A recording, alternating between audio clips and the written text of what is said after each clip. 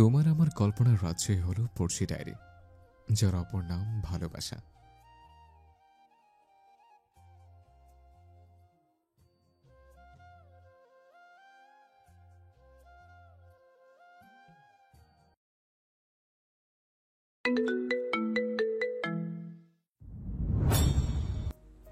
ওই সামুদ্রিক দস্যু যদি আমাকে আবার দেখে ফেলে তাই ভয় পাচ্ছি। সামুদ্রিক দস্যু? আরে কালকে সেই ছেলেটা।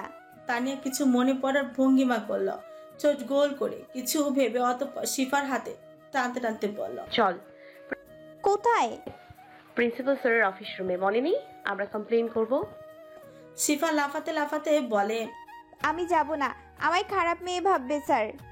তানিয়া নাচর বান্দা সে শিফাকে এক প্রকার টেনে টেনে নিয়ে গেল প্রিন্সিপাল স্যারের অফিস রুমের সামনে। তানিয়া আর শিফা একে অপরের হাত খামচে ধরে দাঁড়িয়ে আছে, একে অপরের মুখের দিকে তাকিয়ে বুক ভরে শ্বাস নিল তারা। অতঃপর তানিয়া সাহস জুগিয়ে শিফাকে নিয়ে অফিস ঘরের সামনে দরজার সামনে দাঁড়িয়ে সম্মানীয় স্বরে বলে, may we come in sir? পর্দার আড়ালে দুই মেয়ের অবয়ব বিশদ ভাবে বোঝা যাচ্ছে। প্রশ্নের খানিক পরই ভেতর থেকে ভারী কণ্ঠের উত্তর এলো, ইয়েস কাম। গুটি গুটি পায়ে দুই বান্ধবী প্রবেশ করলো প্রিন্সিপালের স্যারের রুমে। মধ্যবয়স্ক একজন লোক বসে আছে বিশাল টেবিলের ওই পারে। বয়স বাড়লেও ছাপ পড়েনি মানুষটির অবয়বে। টেবিলের এই পাশে ঠিক স্যারের মুখোমুখি বসে আছে দুজন ব্যক্তি। তারা নিজেদের মাঝে কি যেন বলছে। একজনের পরনে হালকা আকাশি রঙের পাঞ্জাবি তো অপরজনের পরনে চেক শার্ট। তানিয়া আর শিফা সেদিকে বেশি লক্ষ্য না করে সিটিয়ে দাঁড়িয়ে রইল। স্যার কিছুক্ষণ তানিয়া আর শিফার দিকে তাকিয়ে থেকে বললেন, কিছু বলতে চাও? সহসা তানিয়া বলে, জি স্যার। বলো। স্যারের কথায় তানিয়া কিছু বলতে যাবে, ঠিক তখনই শিফা বলে ওঠে, স্যার আমরা কমপ্লেন করতে চাই। কার নামে? স্যার একটা শিফা তার বাক্য সম্পূর্ণ করতেই পারল না, তার আগে স্যারের সামনে বসে থাকা দুজন পুরুষ পেছন ফিরে তাকায়। তানিয়া আর শিফা তো অবাকের শীর্ষে উঠে। একেই বলে বোধহয় যেখানে বাঘের ভয় সেখানেই শুনতে হয়। শিফা তার দিকে তাকিয়ে থাকা তীক্ষ্ণ এবং শান্ত দৃষ্টি নিক্ষেপকারী আরিশের দিকে তাকিয়ে শুকনো ঠোক গেল। এদিকে তানিয়ার দিকে হয়রান নজরে তাকিয়ে আছে তাহসেন। মেয়েটাকে এই ভাবে দেখবে সে কল্পনাও করেনি। এটাই তাহলে উম্মে তানিয়া, যে তার নামে পুলিশের কাছে নালিশ তো জানিয়েছে, উপরন্ত তাকে অযথাই থাপ্পড় মেরেছে। তাহসিন দেখে তানিয়াকে, চিকন দেহ, হলদে শুভ্র গায়ের রং, চোখের গড়ন সুন্দর, দেখলেই 9-10-এ পড়া কোনো স্টুডেন্ট লাগবে। মুখের আদল প্রশংসনীয়, পরনে হালকা কমলা রঙের সালোয়ার কামিজ, ওনার স্থান মাথার উপর। তাহসিন লক্ষ্য করে তানিয়ার দৃষ্টিও তার দিকে, কিন্তু সে দৃষ্টিতে রয়েছে বিতৃষ্ণা, যা তাহসিন মেনে নিতেই পারল না। তার দিকে প্রতিটা দৃষ্টি যেখানে মুগ্ধের হয়, সেইখানে এমন চাহনি তাহসিনের জন্য অপমানজনক। আরিশ শানিত চোখে পরখ করলো শিফাকে। মায়াবী কিউট মেয়েটি ভীতু নজরে আরিশের অদ্ভুত অবলীলায় প্রদান করে। সুন্দর শরীরের লং স্কার্ট এবং ফুল আস্টিন টপ, পরনে স্কার্ফ, মাথার উপরে পেঁচানো। শিফার নার্ভাসনেস দেখে আরিশ মনে মনে হাসল। সে শিফার দিকে তাকে ভারী কণ্ঠে স্যারের উদ্দেশ্যে বলল, চাচু, ওনারও বোধহয় কোনো ছেলের বিষয়ে নালিশ জানাতে এসছে, তাই না? শিফার ভারী নিঃশ্বাস ফেলে একবার মাথার উপর নিচে পরে তো আবার এবার ডানে বামে নাড়ায়। অতঃপর আরিশ বলা চাচু বাক্যটি মাথায় আসে। তানিয়া এবং শিফা দুজনেই বিড়বিড় করে অবাক কণ্ঠে বলে ওঠে, চাচু। আরিশ এবার গম্ভীর কণ্ঠে বলে, কি হলো বলো? হ্যাঁ বলো, কি বলবে? বিনা দ্বিধায় বলো, ভয় পেও না। স্যারের কথা তানিয়া গড় গড় করে বলে ওঠে, জি স্যার, আমরা বলতে চাই। স্যার আমরা বলতে চাই আপনাকে একদম কামাল হাসানের মতো দেখতে। শিফা ফটাফট কথাটি বলে উঠে। এদিকে তানিয়া সহ রুমের সবাই হতবাক, কিন্তু আরিশ মজা নিল পুরো সময়। মেয়েটা অনন্য, তার বেফাস কথায় আরিশের মতো পূর্ণতা প্রাপ্ত সৌম্য ব্যক্তিত্বের যুবককে কিভাবে কাবু করে নিল আল্লাহ জানে। এইদিকে শিফা অপ্রস্তুত হয়ে পড়ল সবার সামনে। আমতা আমতা করে সামনের দেয়ালের দিকে আঙুল ইশারা করে খুব সিরিয়াস ভঙ্গিতে বলল, ওই দেখুন দেয়ালে ঘড়ি, তাতে 1টা বেজে 12 মিনিট। শিফা কথাটি এতটাই গুরুতর ভাবে বলল যেন খুবই বিস্মিতমূলক কিছু রয়েছে দেয়ালে। শিফার কথায় সবাই দেয়ালের দিকে তাকালো, এমনকি আরিশও। এই সুযোগে শিফা তানিয়ার হাত ধরে ছুট লাগালো বাইরের দিকে। একেবারে ক্যাম্পাসে এসে দাঁড়ালো দুজনে। সমান তালে হাঁপড়ের মতো হাঁপাচ্ছে দুজন। কোনো রকম শান্ত হয়ে তানিয়া শিফাকে জিজ্ঞেস করলো, পাগল হয়ে গেছিস নাকি? কেন করলি অমন? শিফা মুখ ছোট্ট করে বলল, যার নামে কমপ্লেন করবি সে নিজেই তো স্যারের মুখের সামনে বসেছিল। তানিয়া অবাক হয়ে বলল, কোনটা? চেক শার্ট পরা। তানিয়া রুদ্ধ শ্বাস ছাড়ে। ভাগ্যিস এই লাফাঙ্গা ছেলেটি নয়, না হলে শিফার জন্য আরো একটা থাপ্পড় খেত তার হাতে। প্রিন্সিপাল স্যারের কথার পরিবর্তে আরিশ সামান্য হাসলো। পাশে তাকিয়ে তাহসিনের দিকে তাকাতেই দেখলো ছেলেটা চোয়াল শক্ত করে রেখেছে। আরিশ ফিউ নাচে ফিসফিস করে বলল, হোয়াট হ্যাপেন্ড? সেই মেয়েটা আরিশ অবশ্যই নয়। তাহসিনের একটা কথা আন্দাজ করতে পারলো কিছু, কিন্তু এখন প্রশ্ন হচ্ছে কোনটা। গভীর স্বরে প্রশ্নটি করতে তাহসিন জবাব দিল, চুড়িদার পরা। আরিশ যেন হাফ ছেড়ে বাঁচে। যাক, মেয়েটি তার আর্মি বাদ নয়। আরিশ আর তাহসিন অফিস রুম থেকে বেরিয়ে এলো। তাহসিনকে নিয়ে সোজা ইউনিয়ন রুমে প্রবেশ করলো আরিশ। ছেলেটা কোথায় উন্মত্ত। আরিশ তার পাশে বসে ধীর কণ্ঠে বলে, কি করতে হবে? যেটা তুই চাস সেটাই হবে। তাহসিন চোখ বন্ধ করলো। তার চিত্ত হঠাৎ করে অস্থির লাগছে। তানের সুশ্রী চেহারা চক্ষুদয়ের মাঝে ভেসে উঠতে তাহসিন দিক হারালো। কাল পর্যন্ত যে রাগ নিয়ে তাহসিন নিজের অন্তরকে দগ্ধ করেছিল, সেই দগ্ধের পীড়ন যেন উবে যেতে চাইছে। নিজের সত্তার এমন এক অবাঞ্ছিত রূপে প্রবর্তন হতে দেখে তাহসিন বিস্মিত। তার নিঃশ্বাস ভারী হয়ে আসছে ক্রমশ, ধরপড় করছে বুক। চোখের কোণে লাল হয়ে এলে তাহসিন অল্প স্বরে বলা, পানি দে। আর দ্রুততার সঙ্গে পানি দেয় তাহসিনকে। তাহসিন নিজের পাঞ্জাবির পকেট হতে একটা ছোট্ট ডাব্বা বের করে তা হতে ওষুধ বের করে পানির সাথে পেটে চালান করে। কিছুক্ষণ পর তাহসিন একদম শান্ত হয়। আরিশের দিকে তাকিয়ে বলে, আর হামকে কল কর, অ্যাপয়েন্টমেন্ট নে। আরিশ কিছু সময় তাহসিনের দিকে তাকিয়ে উঠে দাঁড়ায়। ফোন বের করে কাঙ্ক্ষিত মানুষের সাথে কথা বলে। অতঃপর পুনরায় তাহসিনের সামনে বসে, তীক্ষ্ণ কণ্ঠে শুধায়, মেডিসিন নিস কতদিন? তাহসিন চোয়াল শক্ত করে আরিশের দিকে তাকায়। তা দেখে আরিশ ফিচেল হেসে বলে, কি করবি? মারবি নাকি খুন করবি আমাকে? তাহসিন চোখ সরে গম গমের সুরে বলে। এক সপ্তাহ। Don't treat me like I am mad. Arish হাঁপ ছাড়ে। তাহসিন উঠে দাঁড়ায়। রুম থেকে বেরিয়ে যেতে যেতে বলে, দরকারে যাচ্ছি, এখানে কোনো রকম প্রবলেম হলে দেখে নিস।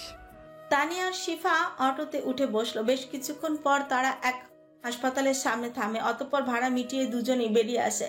তানিয়া ভেতরে প্রবেশ করার জন্য পা বাড়াতেই আবারও পেছনে ফিরে শিফার দিকে তাকিয়ে শ্রীকুচকে জিজ্ঞেস করে, তুই কি যাবি না? শিফা উদাস মুখে বলে, ভয় করে ভেতরে যাব না। আমার দিক থেকে ওকে দুঃখ জানাস। তানিয়া ফোঁস করে শ্বাস ছেড়ে বলে, আচ্ছা, এখানেই দাঁড়াবি, নাচতে নাচতে এদিক ওদিক চলে যাবি না। আমি 15 মিনিটের মধ্যে আসছি। শিফা মাথা নাড়ায়। তানিয়া ভেতরে প্রবেশ করে। রিসেপশনিস্ট কাছ থেকে জিজ্ঞেস করে পা বাড়ায় দ্বিতীয় তলায়। সিঁড়ি ভেঙে দ্বিতীয় তলার করিডোরের সামনে প্রবেশ করতে তানিয়া হতবাক হয়ে দাঁড়িয়ে রয় কিছু পর। তার কিছু সামনে এক ওয়ার্ড বয় বেদম পেটাচ্ছে তাহসিন। চোখে মুখে আক্রোশ যেন উপচে পড়ছে। চাবালিতে শক্ত ঘুষি মারার সঙ্গে সঙ্গে ওয়ার্ড বয়টি ফ্লোরে পড়ে যায়। অতঃপর তাহসিন আয়নার মতো ঝাঁপিয়ে পড়ে ওর উপর। কলার ধরে একের পর এক হাতের দৃঢ় মুঠো বসাতে থাকে ছেলেটির শরীরে। ছেলেটি গোঙাচ্ছে, হাঁপাচ্ছে। তিনজন মিলে তাহসিনকে সরিয়ে আনার চেষ্টা করেও বিফল যাচ্ছে। এদিকে তানিয়ার সর্বসত্তা কাঁপছে। হাত থেকে বোতলটি পড়ে কটু সুর তুললে খানিকটা। সেই আওয়াজই তাহসিন লাল চোখে সামনের দিকে তাকায়। তানিয়ার অভাব দেখে যেন নিভে আসে তাহসিন নামক পুরুষের ক্রোধ। তানিয়া সামান্য ক্ষান্ত হলে আশেপাশের মানুষ তাকে টেনে তুলে দাঁড় করায়, কিন্তু তাহসিনের আশেপাশের কোনো খেয়াল নেই। সে এক নজরে তাকিয়ে তানিয়াকে দেখিয়ে চলেছে, যেন কিছু খুঁজছে তানিয়ার মধ্যে। এদিকে মার খেয়ে ব্যথা জর্জরিত ওয়ার্ড বয়টিকে টেনে সকলে নিয়ে যায় সেখানেতে। তাসিন ভারী কি নিঃশ্বাস নিচ্ছে, চুল সামান্য এলোমেলো হয়ে আছে। তানিয়া ফ্লোর থেকে বোতল তুলে ধীর পায়ে হেঁটে তাহসিনের সামনে দাঁড়ায়। কিছুক্ষণ চেয়ে থেকে তার ছেলের কণ্ঠে বলে, সব জায়গায় নিজের গুন্ডামি দেখানোর কি খুব প্রয়োজন? আচ্ছা, আপনি কিভাবে যে কলেজ রাজনৈতিক ছাত্র ইউনিয়নের মুখ্য নেতা হলেন কে জানে? আমার তো যথেষ্ট সন্দেহ আছে যে এই রকমের গুন্ডামি করেই হয়তো এই পদ পেয়েছেন। তাহসিনের মস্তিষ্কের নিউরন দপদপ করছে, হাতের মুঠো শক্ত হয় তার ঘোলাটে আঁখি সীমাবদ্ধ তানিয়ার পানে। রাগে কিছুক্ষণ আগে নিয়ন্ত্রণ হারিয়ে ফেলা মানুষটি এখন কত সহজে তার সামনে দাঁড়িয়ে থাকা ছোট্ট মেয়ের প্রতিটা তিক্ত কথা হজম করছে। তানিয়া আরো বলে, হিট অ্যান্ড রান কেশ আপনার উপর, আর আপনি বুক ফুলিয়ে ঘুরে বেড়াচ্ছেন। আপনি নিজেকে, আপনি সত্যি অবাক। আমি এই শহরের বিত্তশালীরা সব কিনে নিতে পারে, এমনকি আইনও। বড়লোক বাবার বিগড়ে যাওয়া সন্তান আপনি। তানিয়া একটু থেকে চোখ ছোট ছোট করে ফিকুচকে নিজের তর্জনী আঙুল তাহসিনের দিকে উঁচিয়ে বলে, আপনি নিজেকে নিজে অনেক কি ভাবি তাই তো? এই প্রশ্নের উত্তর একটু আগে তো তুমিই দিলে। তাহসিনের কথায় ভরকে যায় তানিয়া। এই প্রথম সামনের মানুষটির গলার আওয়াজ শুনল, অত্যাধিক ভারী এবং আকর্ষণীয় কণ্ঠ তার। তাহসিন নিজের জিন্সের দুই পকেটে হাত ঢুকে ঘাড় বাঁকিয়ে তানিয়ার দিকে সামনে ঝুঁকে আসে, চোখে চোখ রাখে, আবারও বলে ওঠে, এই বড়লোক বাপের বিগড়ে যাওয়া সন্তান অনেক কিছু করতে পারে, তাই সাবধানে। আসলে শিক্ষার ত্রুটি তো, তাই আজ এমন। না হলে অনেক দিন আগেই সন্ন্যাসী হয়ে বনে চলে যেতাম। তানিয়া অবাক হয়ে শুনি পুরো কথা। এরই মাঝে তাহসিনের কল আসে। শটান হয়ে দাঁড়িয়ে ফোন রিসিভ করে, কানে দিতে শুনতে পায় তার ছেলে পেলেদের মধ্যে এক ছেলে আনিসের কণ্ঠ। ভাই, শুনলাম ঝামেলা করছেন হাসপাতালে, খবরটা তো ছড়িয়ে পড়লো। তাহসিনের চোখে মুখের আদল পরিবর্তন হলো, সামান্য চিৎকার করে বলে উঠল, ওকে আমি জানে মারিনি, তার শুকরিয়া আদায় করো। জানিস বাস্টারটা কি করেছে? পরের কথাগুলি না বলে তাহসিন এক পলক তানিয়ার দিকে তাকে হানন করে হেঁটে বেরিয়ে যায় সামনে থেকে। সেখান থেকে তানিয়া এখনো দাঁড়িয়ে মূর্তির মতন। পরমুহূর্তে নিজেকে সংযত করে পাশের কেবিনে ঢোকে। পরপর অনেকগুলি বেড, মাঝের বেডে শুয়ে আছে সেই ছোট্ট ফুলি, মাথায় হাতে হাঁটু ব্যান্ডেজে মোড়ানো। তানি স্মিত হেসে এটি চোখ তুলে তাকায়। তানিয়াকে দেখেই সে খুশি হয়ে বলে ওঠে, আপা তুমি? দুঃখিত বনু, কাল আসতে পারিনি। তোমার শরীর কেমন আছে এখন? অনেক ব্যথা করে মাথা, হাতে পায়ে, কিন্তু আমি ঠিক আছি। সবাই অনেক যত্ন নেয় আমার। তানিয়া ফুলির গালে হাত বুলিয়ে আদর দিয়ে তার মায়ের দিকে তাকিয়ে বলে, ফুলি কোনো রকমের অসুবিধা হচ্ছে আমায় বলতে পারেন, আমি আমার সাধ্যমতো চেষ্টা করব। ফুলির মা অসুস্থ। হাসি হেসে বলে, না, কোনো অসুবিধা হচ্ছে না। আজকে এক সাহেব এসে আমাদের বেশ কিছু টাকা দিয়ে যায়, আরও অনেক খাবারও কিনে দিয়ে যায়। হাসপাতালে টাকাও তিনি পরিশোধ করে দিয়েছে, অসুবিধা হবে না। তানিয়া রুদ্ধশ্বাস ছেড়ে বলে উঠে, যাক, আলহামদুলিল্লাহ, ভালো মানুষও আছে এই সমাজে। তানিয়া আর কিছুক্ষণ পর বেরিয়ে আসে সেখান থেকে। মেয়েটা একটু হলেও সুস্থ আছে, আর কি চাই। ওদের বিষাক্ত তাপ হতে বেঁচে থাকতে ওনা তুলে মাথায় দেয় দিয়া। ঘামে ভেজা কুর্তির কিছু অংশ অস্থির লাগছে তার। সবকিছু আপির বাড়ি থেকে সে ফিরছে আজ নিজের বাড়ি। বাস স্ট্যান্ডে দাঁড়িয়ে স্বস্তির শ্বাস ছাড়ে। ছায়া প্রয়োজন ছিল তার, না হলে মাথা ঘুরে ধুম। এরই মাঝে সিগনালে নানান যানবাহন থামে। হঠাৎ দিয়ার নজর পড়ে তার সামনের সিগনালে দাঁড়ানো গাড়ির দিকে। ভেতরে বসে থাকা নর নারীর উষ্ঠ চুম্বনে লিপ্ত, যা দেখেই দিয়ার শরীর খিনখিন করে উঠে। অস্ফুট শব্দে ছি বলে উঠলে দুজনেই দিয়ার পানে তাকায়। How dare you to kiss me? No, it's not normal. Get out. Just get lost front of my eyes. চিৎকার করে কথাটি বলতে সামনে বসা মেয়েটি কেঁপে উঠল। অতঃপর ন্যাকা সুরে বল। শামীমের গর্জনে মেয়েটি আটকে উঠল।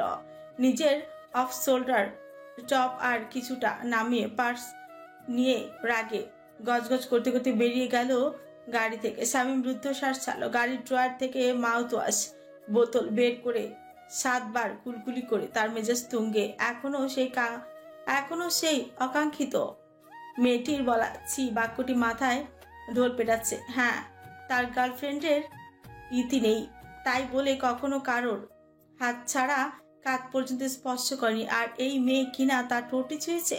স্বামী মনে মনে গালির ঝর্ণা বইয়ে দিল, শেষে অস্পষ্ট স্বরে বলে উঠল, ব্লাডি বিচ। অতঃপর সিটে মাথা এলিয়ে দেয় নিজেকে শান্ত করতে। হঠাৎ করেই তার মাথায় আসে আজকালের ইয়াং ছেলেমেয়েরা যেখানে কাপলদের প্রাইভেট মোমেন্ট কিস উপভোগ করে মজা নেয়, সেখানে সেই মেয়েটির দৃষ্টিতে ছিল এক রাশ অবজ্ঞা। স্বামী মেয়েটিকে লক্ষ্য করেছে। সাদা গোলাপি কম্বিনেশনের চুড়িদার পরিহিত, মাথায় ওড়না চাপানো, রূপের ছিমছাম রঙে শ্যামবতী। স্বামী দ্রুত গাড়ি ঘোড়ায়।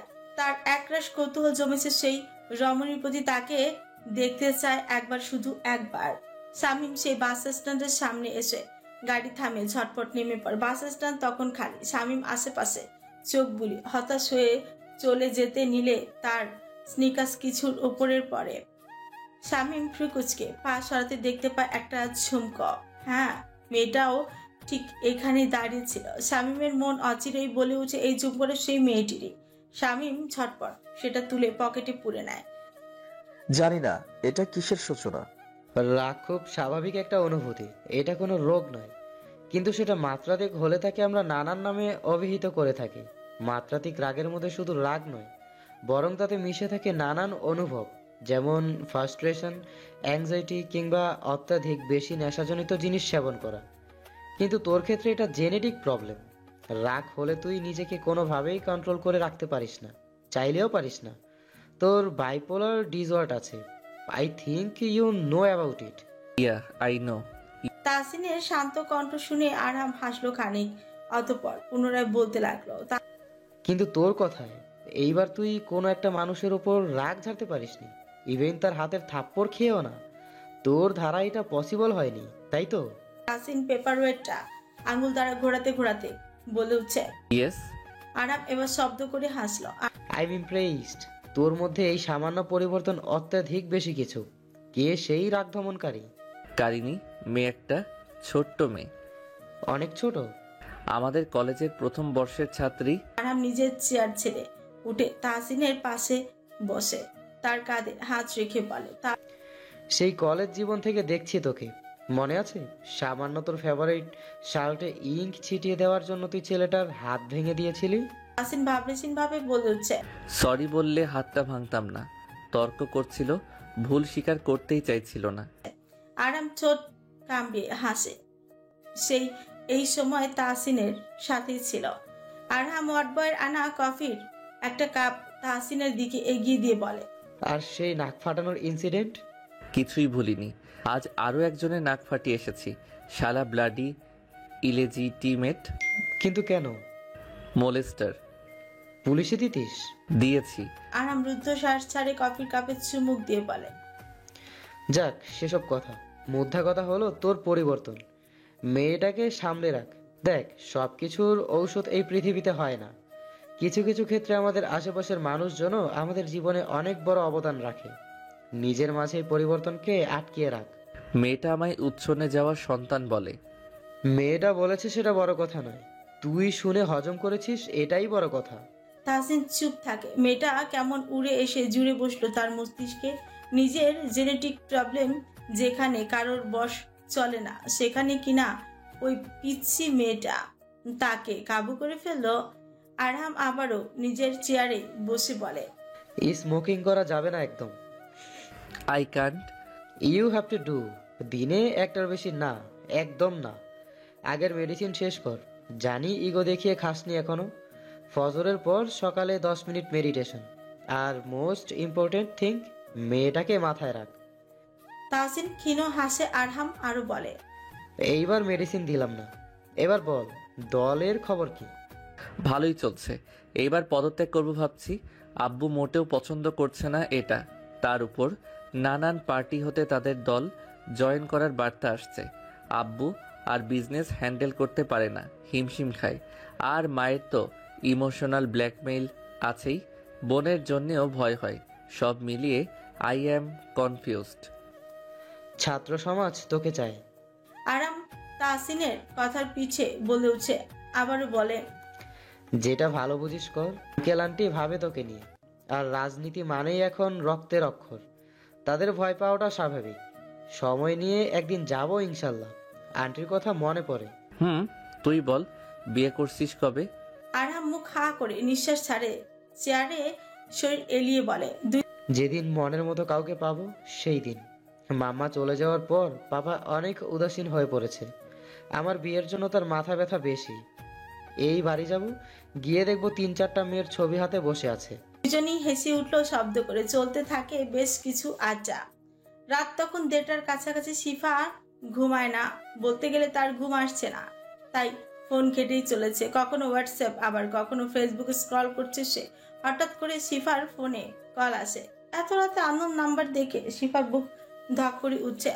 পাশে শুয়ে থাকা দাদিকে একবার পরখ করে, দেখে দাদি সানি লিওনি হয়ে নাক ডাকছে।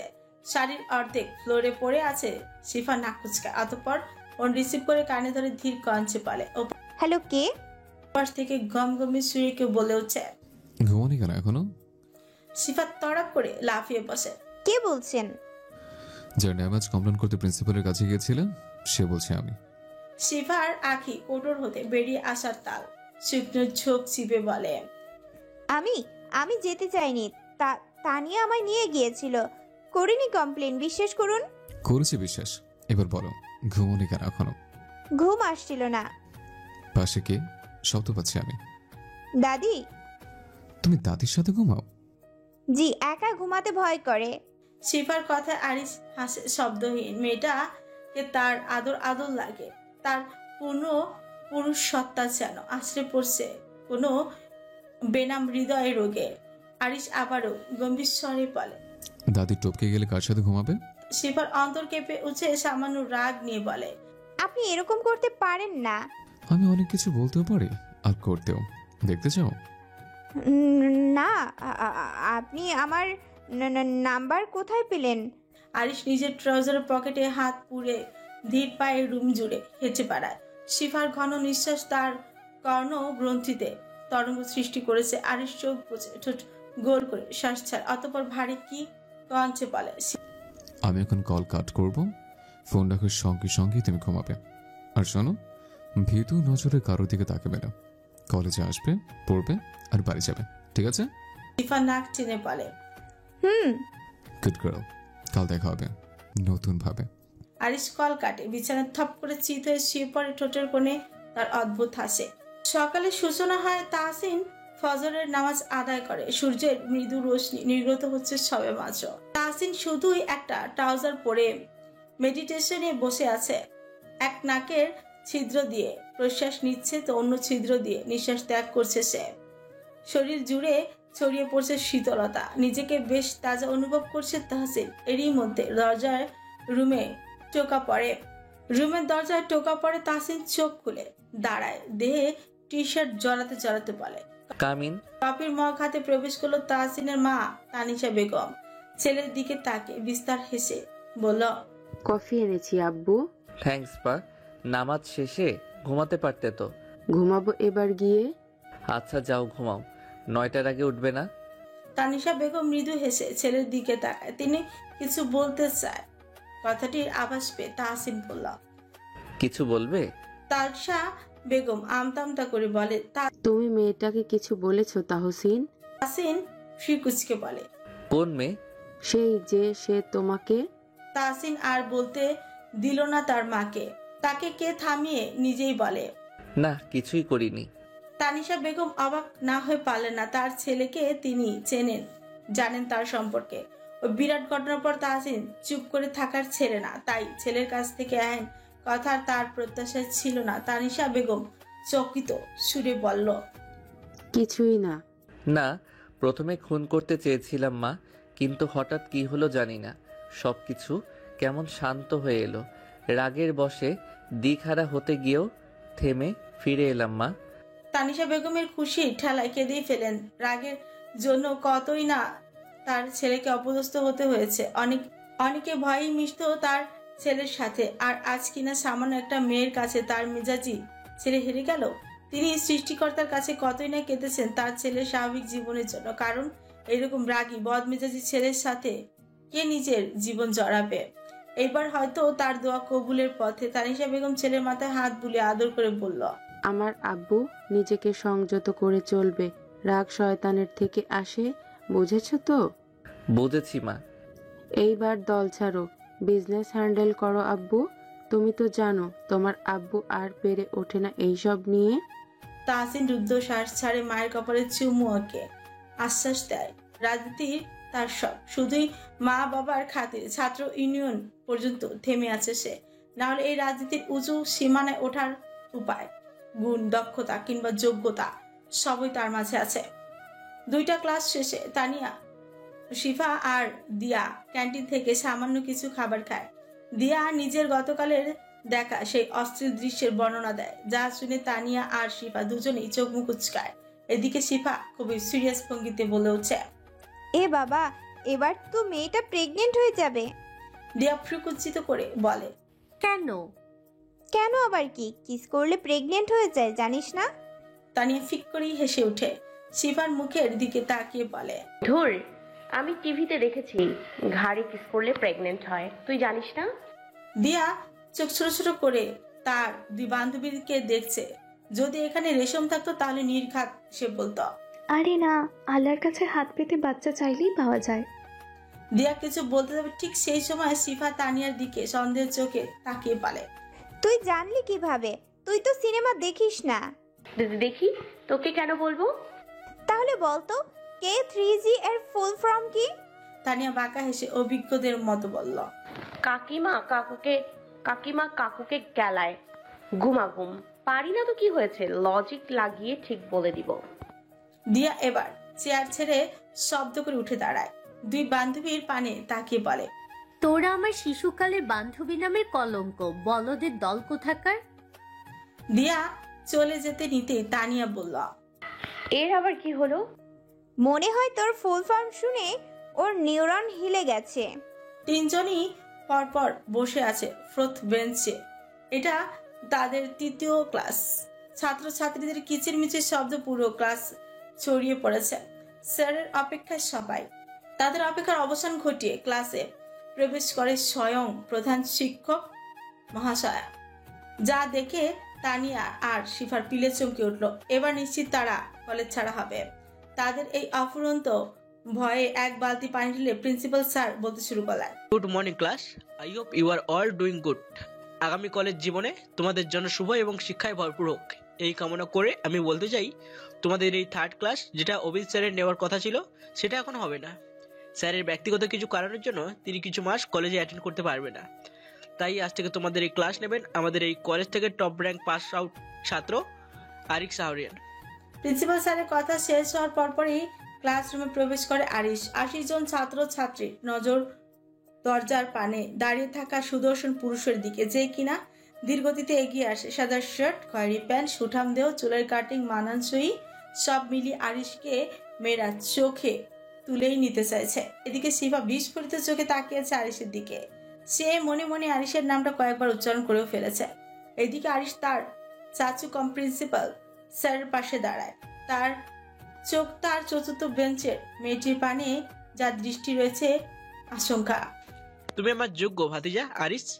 প্রিন্সিপাল স্যার আরিশের কাঁধে হাত থাপড়িয়ে দীর্ঘঞ্চে বলে, অতঃপর ক্লাস পানে সে স্টুডেন্টদের উদ্দেশ্যে বলে, বেস্ট অফ লাক ক্লাস। এই স্যার কিন্তু straight, so be careful. Principal sir class প্রস্থান করে। এদিকে নিস্তব্ধ ক্লাসে শুধু শোনা যাচ্ছে ফিসফিস করে আর কিছু মৃদু শব্দ। আর এই সামান্য গলা কাশে। এবার পিন সব সাইলেন্ট হয় ক্লাস। আর ডেস্কের সামনে গিয়ে দাঁড়ায়, ভারী কি কণ্ঠে বলে ওঠে, নিজেকে নিয়ে কিছু বলার নেই আমার। ক্লাসের সাথে আমায় সবাই চিনতে পারবে আশা করি। ফার্স্ট ক্লাসে পড়াশোনা শুরু করে তোমাদের মনক্ষুণ্ণ করতে চাই না। আপাতত পরিচয় পর্ব হোক। 80 জনের নাম বলতে বলতে ক্লাস টাইমে শেষ হয়ে যাবে। তাই আমি যাকে জিজ্ঞেস করব সে তার নাম বলবে। ইজ ইট ওকে? সমস্ত ছাত্রছাত্রীরা একসাথে সম্মতি পোষণ করলে আরিশ পুরো ক্লাসে একবার চোখ বুলিয়ে অতঃপর শেষের দিকে একটা হাবাগোবা ছেলেকে দাঁড়াতে বলে। সে দাঁড়াতে তার নাম জিজ্ঞেস করা হয় এবং সাথে সাথে আরো কিছু প্রশ্ন। এরকম করে আরো বেশ কয়েকজন ছাত্রছাত্রীর নাম জিজ্ঞাসা করে আরিশ শেষে দ্বারা ইশারা করে শিফার দিকে। এদিকে শিফার আত্মা শুকিয়ে তেজপাতা। কাপা কাপা বদন উঠে দাঁড়িয়ে বলল, আমি স্যার ইয়েস। নাম?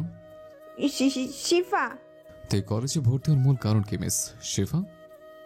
পড়া মানে আমার ড্রিম ছিল এই কলেজে পড়া।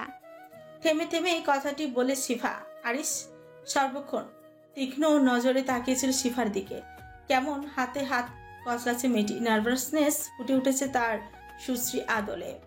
এরই মাঝে বেল পড়ে। ক্লাস টাইমিং শেষ। আরিশ রুদ্ধশ্বাস ছেড়ে বলে ওঠে, see you tomorrow. Arish class থেকে প্রস্থান করার পূর্বে কোনো এক ছাত্রী চিল্লিয়ে বলে ওঠে, স্যার আপনি অনেক হ্যান্ডসাম। আরিশ মাথা নিচু করে বাঁকা হাসে, অতঃপর পেছন ফিরে কোনা চোখে শিফার দিকে তাকিয়ে বলে, কালকে টপিক এনভায়রনমেন্ট।